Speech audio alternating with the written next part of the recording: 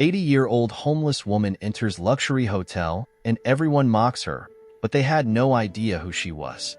Dear viewers, subscribe to our channel to receive more stories every day. It was a rainy day.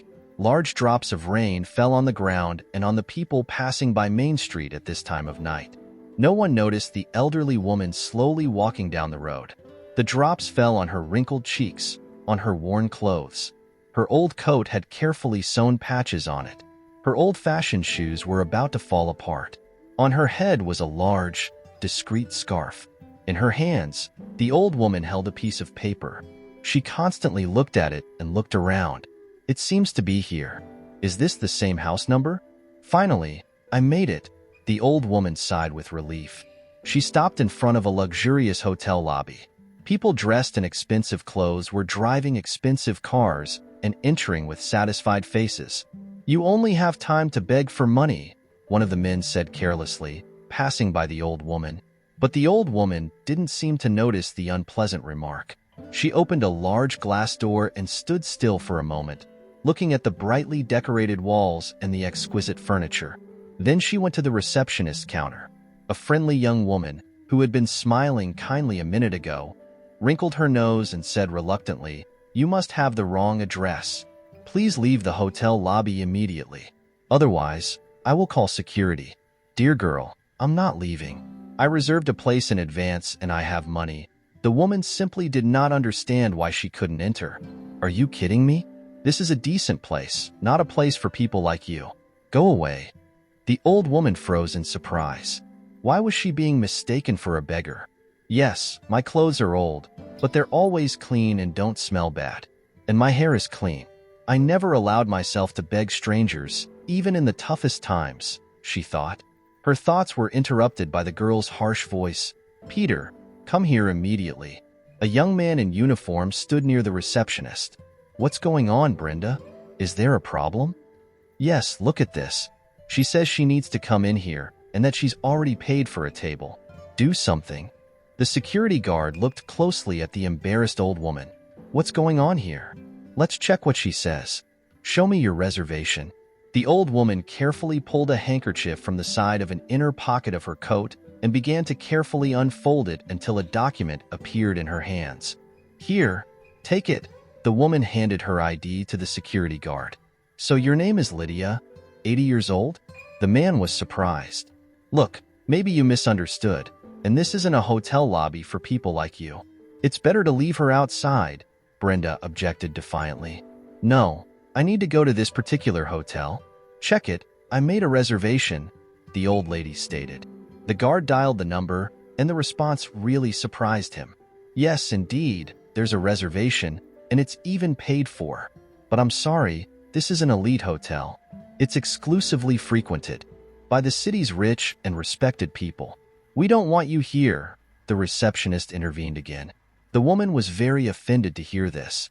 "Why are these people treating me like this? I haven't done anything wrong to them. There was never anything like this in my youth. We always supported each other for better or for worse." Lydia was perplexed, but she knew why she was there and wasn't going to back down. "I didn't come here to eat. I need to see the owner." The receptionist and the security guard were puzzled. The receptionist was furious when she saw the old lady quietly take her reservation and start climbing the long stairs. "Don't you realize what will happen when this beggar approaches the guests?" she snapped at the guard. "What am I supposed to do?" Peter replied, "Don't worry, the director will kick her out in no time, and so will we. You don't know how hard I work to have a job here, and I don't want to lose my job for some old lady. I'll call the director and inform him. What kind of day is it today? I wonder why she came here." Lydia struggled to climb the stairs. The effort made her legs ache. Finally, the endless staircase ended. She sighed. The woman opened the heavy door and found herself in a large, crowded hall. The many bright lights in the form of colored lights hanging everywhere made Lydia close her eyes. Decorated tables overflowed with all kinds of food. Waiters with golden trays passed by, and in the chairs, men in expensive suits and women in evening dresses sat. Lydia felt uncomfortable, but not a minute passed before she caught the contemptuous look of a man whose index finger was pointing directly at her. "What is this? This isn't a homeless shelter." Look at this. Hey, waiter, can't you hear me? Yes, of course. I'll inform the supervisor. We'll sort this out. Don't worry. The waiter hurried off. That's right. This beggar has a lot of nerve. Now they're entering hotels. Why aren't the guards watching this? Said the woman in the shiny dress. Lydia closed her eyes in horror. She had never experienced such humiliation. She wanted to hide. Another girl joined in to talk and pointed her finger at the lady. Under the influence of alcohol, she didn't hold back her emotions. Isn't it a bit late for Grandma to be at a hotel at this age? You're already thinking about eternal rest. Would you like to join our table? Just please don't sit near me.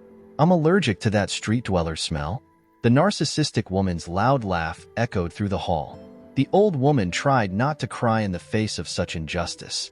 What's wrong with me? Yes, I'm old. But that's no reason to mock and shame me in public.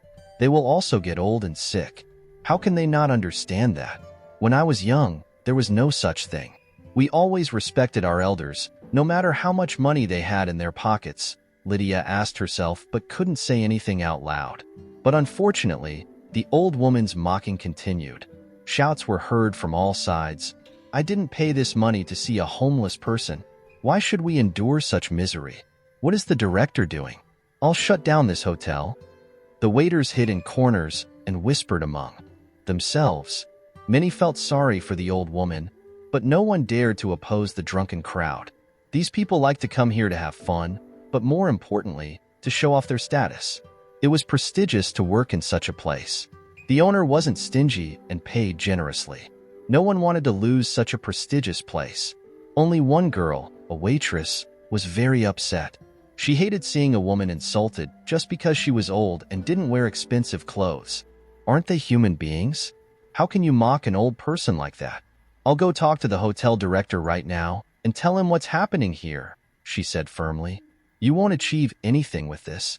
The director will support the guests anyway because they bring profit to the hotel, and the woman will be expelled. Nobody wants her here. You haven't even worked here for a week. Maybe you shouldn't take this risk, the entire team of waiters said. There are things more valuable in life than money, but you don't seem to know them, the girl said as she left the room. The situation became completely unbearable. A man staggered up to Lydia grandly and said, Well, why don't you sing or dance for us since you're here? Come on, let's go. And the man clapped loudly. His silly idea was supported by the others. The crowd laughed loudly. Lydia couldn't stand the humiliation anymore. Her heart ached, tears rolled down her cheeks, her legs started trembling, and she walked toward the exit.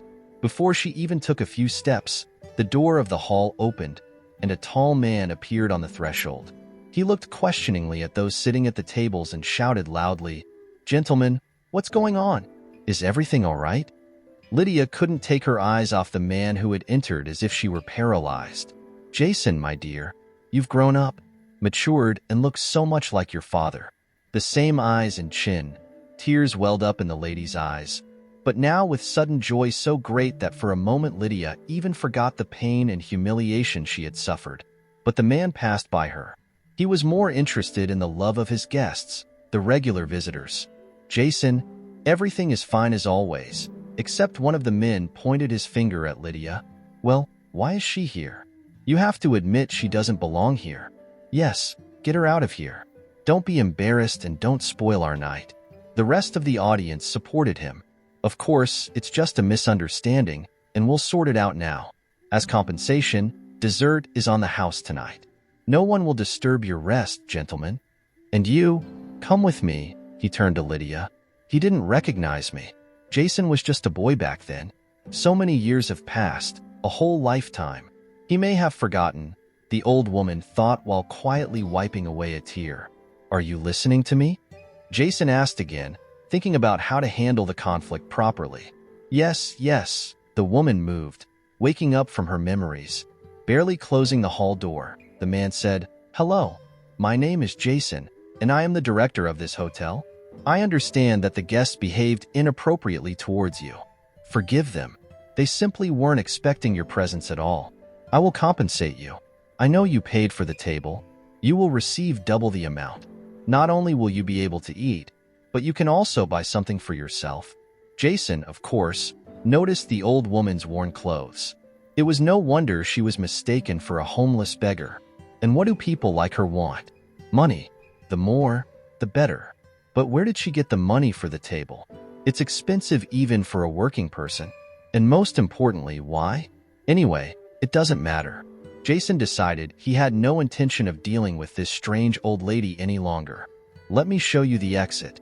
Please, go downstairs, Jason said, pointing to the stairs. Lydia couldn't believe what she was hearing. It was her Jason, yes, now a grown and solid man. But to her, he was still a child. And yet, he was throwing her out. The insults and humiliations from the hotel guests were nothing compared to what Jason said. No, I won't leave until I talk to him. He must know the truth. In her thoughts, she didn't notice when Jason had already pulled out his wallet and was counting money. Here, take it. It's all I can do for you. At that moment, it seemed that the woman's heart would shatter into pieces. But she found the strength to say, Jason, I won't take the money. Please, let me stay and talk to you. Jason felt he was losing his patience. I have this homeless woman in my room. I don't know how to get rid of her, he thought irritably. He felt he was getting nervous. It wasn't in Jason's nature to waste time and chit-chat with complete strangers. Sorry, I am a very busy man. I don't have time to talk to strangers. Don't get me wrong, said the man. I'm not a stranger. I'm your mother. The lady barely contained her tears again. The administrator Brenda and the security guard Peter looked at each other. I said she was inappropriate. You shouldn't have let her in. Jason didn't believe the woman's words. Look, this is too much. Why are you telling lies? What you're saying is a lie.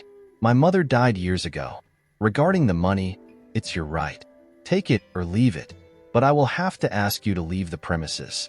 Peter, deal with her. After a few moments, Jason disappeared from sight. What are you doing standing there? Let's go. Let's go, Peter ordered. The old lady could barely stand. She was shocked by Jason's words. The security guard closed the door behind her. The exhausted lady sat on a nearby bench and cried. It was dark outside. Everything was ruined. She had saved for so long from her small pension to pay for a place at the hotel where her son worked. Finally, the long-awaited day had arrived. In the morning, Lydia imagined the moment when she would see her son and tell him everything, so she could at least occasionally see him while she was still alive. In her excitement, the woman didn't even notice the unpleasant wind that had risen in the evening. Her hands were freezing, and her old gloves had disappeared. Maybe she lost them, but what did it matter now? Thought the old lady, putting her hands in her coat pockets. Suddenly, in one of them, she found an envelope. How could I forget? There's a baby photo of Jason in this envelope. He is 6 years old here. He must remember himself then. He will listen to me, exclaimed the poor woman. After the humiliation and insults she had suffered, she hadn't told the most important thing to her son. Lydia decided to wait until her son left work and then finally talk to him. How much time had passed? It seemed like an eternity had passed. Finally, the door opened. Jason and some other people left the hotel. He had already opened the car door, casually telling the driver to go home. Wait, dear, the lady shouted with the last of her strength. You again. Listen, go away quietly. Otherwise, I'll have to take extreme measures and call the police. Jason responded with a sigh and got into the car. Go on. No, wait, Jason ordered the driver when he saw the photo in the woman's hands. The man got out of the car and asked in confusion, Where did you get this photo from? When I was 6 years old, a photographer came to visit us, and we took a photo as a souvenir. Don't you remember that? Jason thought and said, I had 2 photos, but the second one got lost. Fortunately, it didn't get lost, said the lady confidently. Jason knew that this photo was with him in the orphanage, then with the family that took him in, and now it's in an old photo album. But how? I was told my mother died of a heart attack. Jason wondered but found no answer. Hey, you're completely frozen. Let's go. I'll buy you some tea, and we'll talk, Jason suggested. The woman happily agreed. Lydia was happy to finally be talking to her son. But while the woman's heart was calm, something strange was happening in Jason's soul.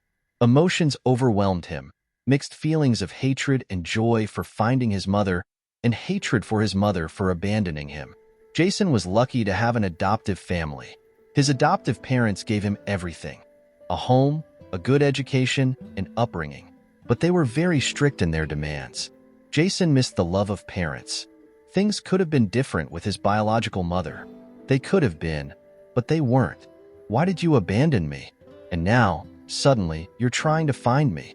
It's too late to change anything, he said. Son, listen to me. I'll tell you everything. Just please don't interrupt. I was born into a large family. My mother had 7 children. I was the eldest. My father died. The younger siblings grew up, created their own families, and moved away. I stayed in my parents' house without a husband, without children, without a stable family. This pleased my mother, and I suffered for living my life for nothing. But one day, everything changed. Thomas came to town, and I fell in love with him immediately. My mother reluctantly accepted him. She had nowhere to go. But my joy was short-lived. Thomas drowned. It was very painful for me. I was dying of grief. But the problems didn't end there. My mother died of a heart attack, and I was left alone. It seemed that life no longer had meaning. But I received good news from you, my son. I found out I was pregnant. You were the best thing that ever happened to me. I took care of you, loved you, wanted to be the best caring and loving mother. A gift from fate, said the lady. What are you saying? Why did you betray me by putting me in an orphanage? You know, I don't remember your care, but I remember very well the terrible years I spent in the orphanage. If you came to ask for forgiveness for this, don't expect me to give it to you. Not even your old age will help, Jason said with resentment in his voice. The glimmer in Lydia's soul didn't last long. She hoped so much that the photo she brought would help improve her relationship with her son. But unfortunately, it didn't. Wait, son. I'll explain everything, the woman began. But Jason interrupted her abruptly. I don't need your explanations. I don't believe you anyway, the man said. So many years had passed since then, and he himself was soon to be 60 years old. But the memory of his childhood never disappeared. He remembered how every Sunday in the orphanage he waited for his mother to come and take him home, but it didn't happen. Instead of his mother, a foster family came. Lydia didn't know how to apologize to her son for this. She always remembered the day she took little Jason to the orphanage. He looked at her with tear-filled eyes and begged not to leave him in someone else's house. But the woman had no choice. She herself was going to a strange place called a hospital, possibly forever. Son, believe me, I had no other choice. My heart problems started a long time ago. At first, I felt discomfort, then severe pains and attacks. If you knew how much I blamed myself for not going to the doctors in time. When I did, it was already too late. The doctor said that only surgery could save me and that the chances of survival were slim. And even if I survived, I would have to spend a lot of time in the hospital. Son, forgive me. I was scared. I had no one to leave you with.